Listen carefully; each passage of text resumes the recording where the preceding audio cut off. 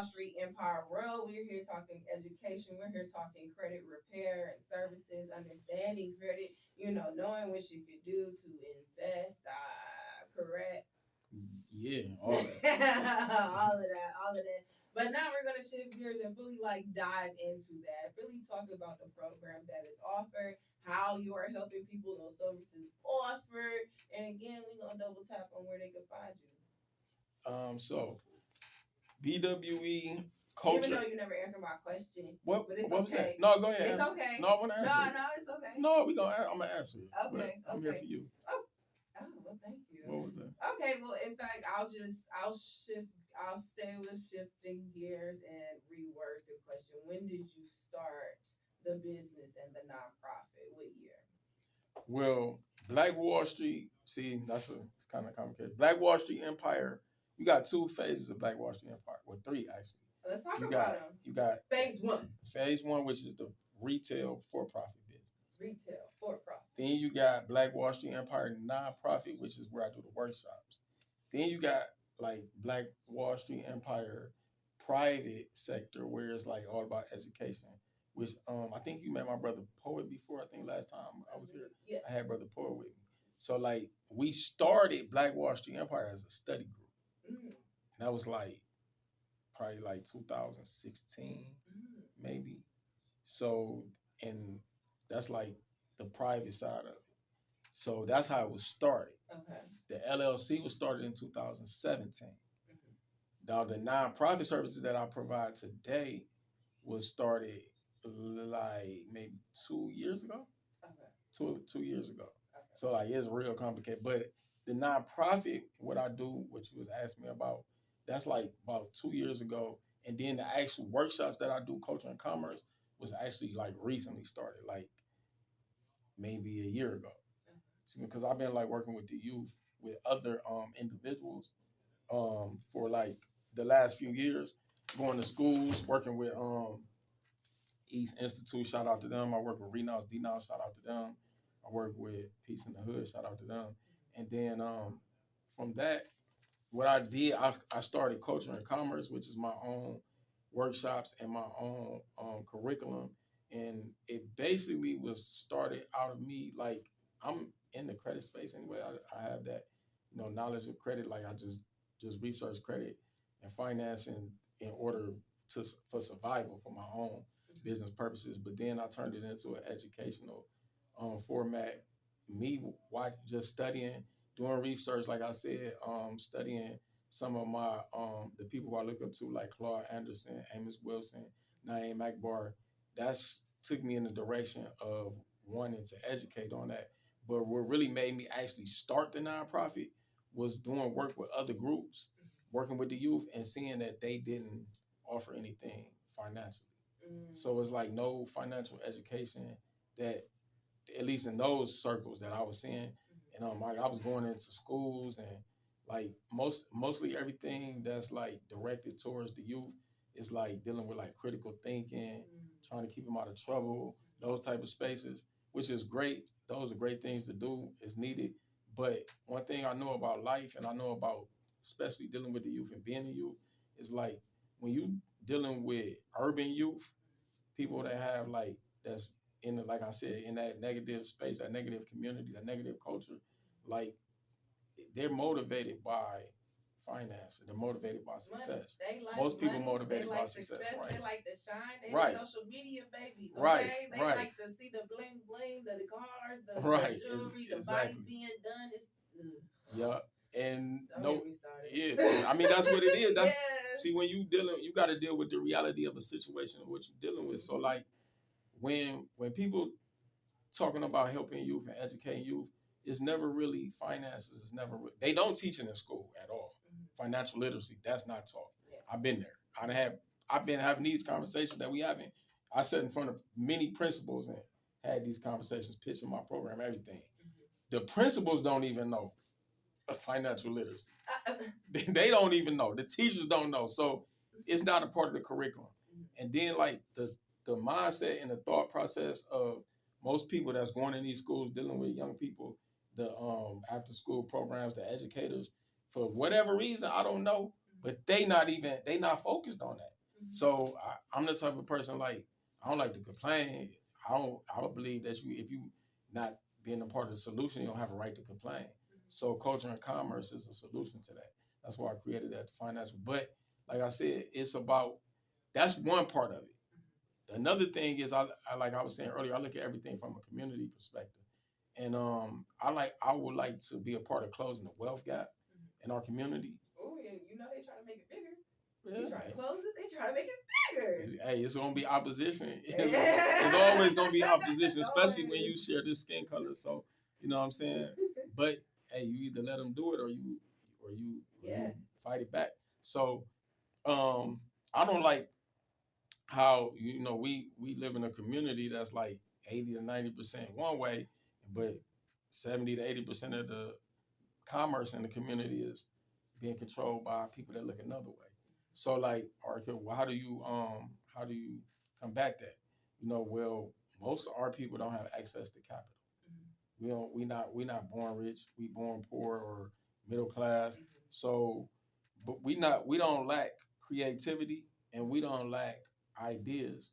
We lack financing and we lack resources, right? And education. And we lack education. Yeah, we do. We lack education too.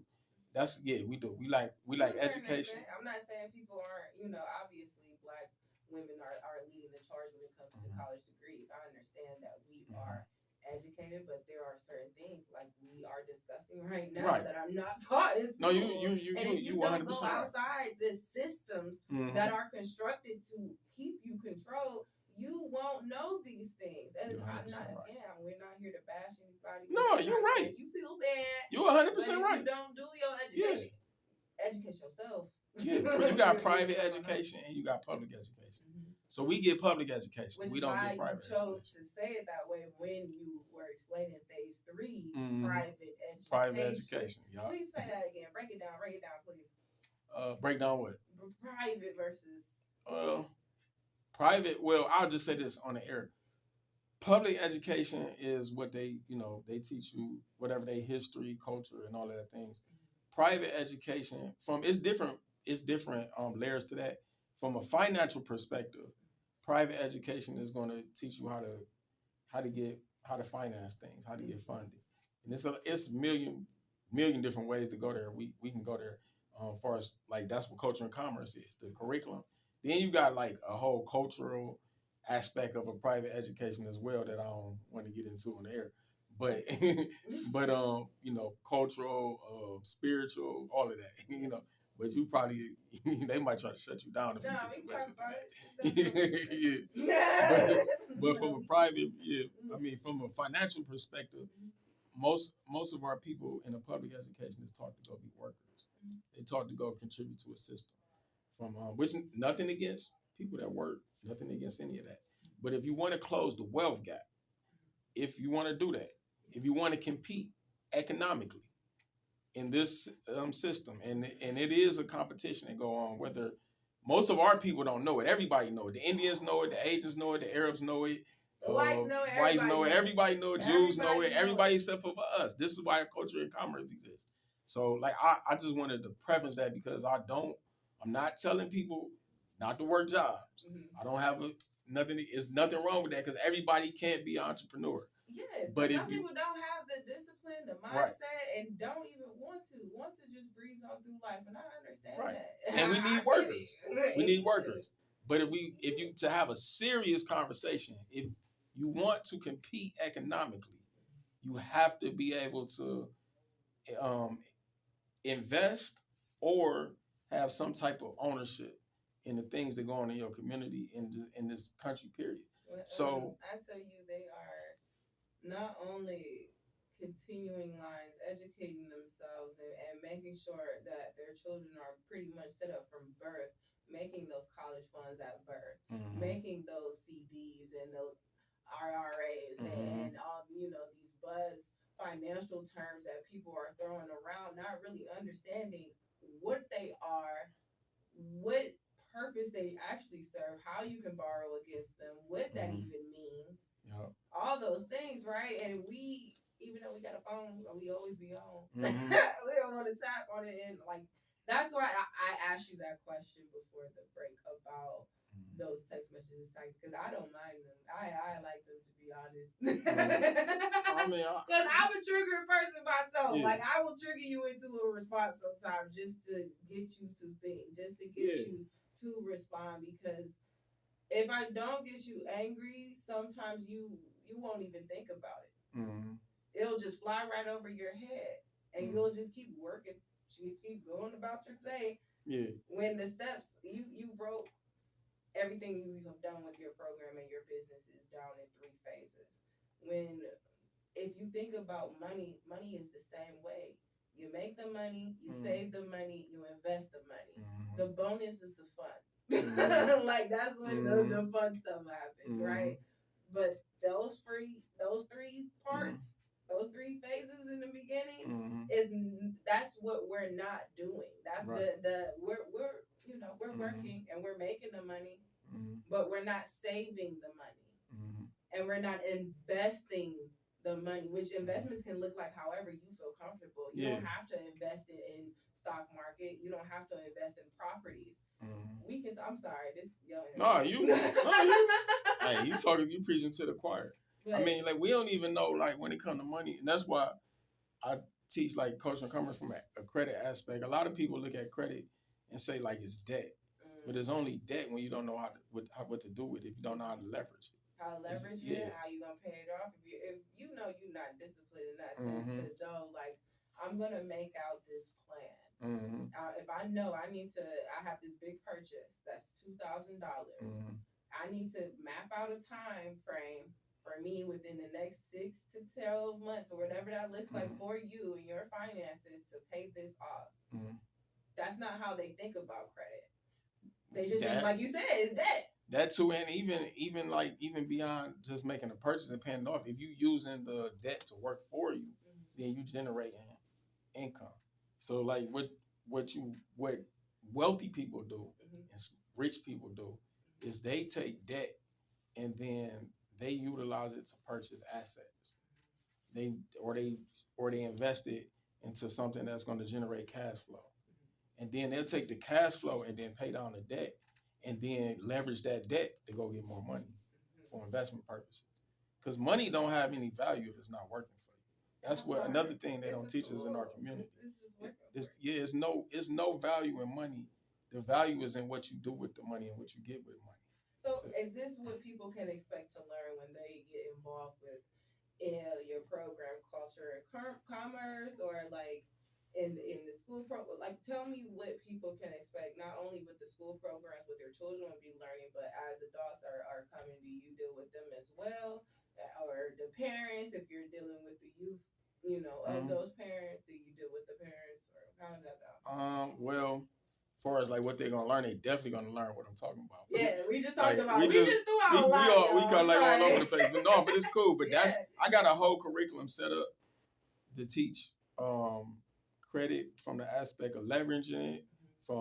I go from teaching people what credit is, how you build credit, how you use credit, how you leverage credit, and then how you use it for business purposes.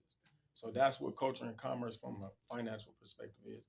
I also bring in people to teach cultural aspect, culture from like a community perspective, health, holistic health, everything. So I bring people in to do that part of it. So we talking money and getting massages?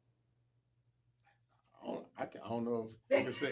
I don't know if I'm gonna teach kids how to do massages. No, I see. I'm thinking for parents, yeah. Mama. So like that's my first thought. I'm like, these shoulders tight. Yeah, no, I ain't gonna teach y'all kids how to do no massages. But adults, but I actually I bring. Have a parent night. Yeah. We gonna do that. We gonna do that. We'll talk about. Well, to answer your question, I do work with adults. I got but when I work with adults, it's business because they got money. You know what I'm saying? Like I teach kids, I do kids nonprofit. I do adults, but I have a lot of clients, like a lot of successful clients that's adults. Like I help my dude Roy. Well, I shouldn't say that. I ain't gonna say names, but I got people that have bought houses, cars. I help people do that all the time. I got a couple clients that recently bought brand new houses. So yeah, I work with adults, but when I work with Come adults, through with the testimony. it's business though. But I just did a workshop a couple of like last month for I can't remember the name of the organization, but they I do the long story short, yeah, I work with adults, but it would be a fee attached to that. Like to work with adults is a fee attached to it. Yeah. When I work with the youth, it's no, you know what I'm saying, it's from my heart. Because like, I wanna teach young people what I didn't know young so that they can have a better financial opportunity to compete in that system that where that competition that we talk about. And I also want them to know that it is a competition because nobody told us. Yeah. So we can't go out there and compete if somebody ain't teaching us. And ain't nobody teaching our young people that. So I want to return back to the study group back in 2017. Mm-hmm. And what made you even want to, because you seem very analytical, very intelligent, right? And naturally curious. Mm-hmm. So for I'm an Aquarius. To hear you I'm say an Aquarius. group, that's I didn't want to do that. Yeah, I'm an Aquarius. That's a trait. That's a trait. It is a trait. It is a trait. People, y'all can talk all y'all want about zodiacs, but look, it's a real thing. Yeah, whether real you want to acknowledge it or not. Yeah, that Aquarius. I didn't even want to ask. I do it. It can get you in trouble sometimes too, because like in conversations, I'll ask people like questions, and sometimes people get offended, and I don't be asking questions that I just be want to know. You know what I'm saying?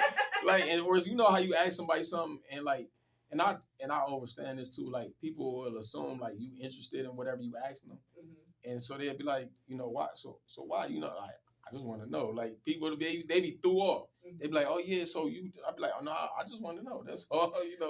But I'm just but go back to what you were saying. To find out that you started off with a study group, it's quite interesting. I want to know, like, first of all, what made you want to do the study group, and what was your findings? Well, I can't give myself credit for that. Peace be upon Ra. He was a part of Black Wallstreet Empire, so that's an elder of mine. So he actually, it was his idea to create a study group. That's one of my elders, Ra. He's no longer with us. And then, of course, I always got to shout out Brother Poet, which is my partner in Black Wallstreet Empire. So we the three people that came up, and both of them my elders. So Ra, it was his idea. He knew Brother Poet. I didn't know Brother Poet. So he kind of like put everything together. So I got to give him the credit for that. It was his idea to do the study group. And then he brought me, him, and Brother Poet together. And as far as like our